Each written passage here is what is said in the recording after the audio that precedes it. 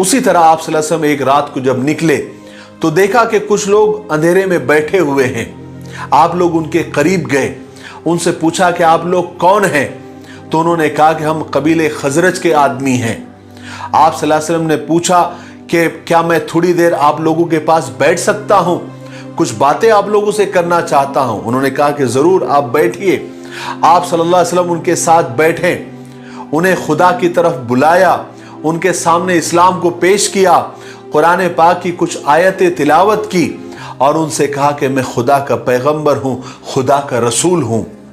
वो 6 लोग आप सल्लल्लाहु अलैहि वसल्लम से मिलकर कुरान पाक की तिलावत सुनकर, अल्लाह का पैगाम सुनकर बहुत हैरान रह गए, बहुत मुतासिर हुए, बहुत इंप्रेस हुए और एक दूसरे से कहने लगे कि खुदा की कसम, ये वही नबी है जिनसे यहूदी हमें डराया करते थे, हमें धमकाया करते थे। हमें फौरन बिना सोचे समझे इन पर ईमान ले आना चाहिए, इस नबी की पैरवी कर लेनी चाहिए, वरना हमसे पहले वो यहूदी इनकी पैरवी कर लेंगे, इन पर ईमान ले आएंगे। चुनांचे उसी वक्त उन लोगों ने आप सल्लल्लाहु अलैहि वसल्लम की सच्चाई का इकरार किया और आप पर ईमान ले आए। वो 6 लोग कौन थे?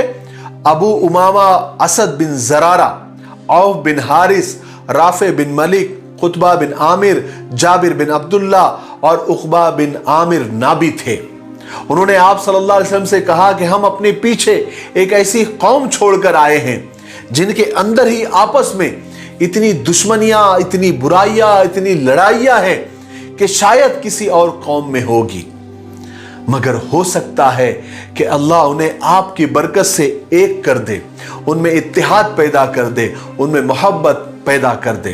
अब हम उनके पास जाकर आपका पैगाम उन्हें सुनाएंगे, अल्लाह का पैगाम उन्हें सुनाएंगे, कुरान पाक का पैगाम उन्हें सुनाएंगे, उन्हें दीन की तरफ हम बुलाएंगे। हो सकता है कि वो एक हो जाए, आपस में मोहब्बत करने लगे। अगर वो एक हो गए, उनमें आपस में सुलह हो गई, तो फिर आपसे इज्जतदार उनकी नजर में कोई नहीं होगा।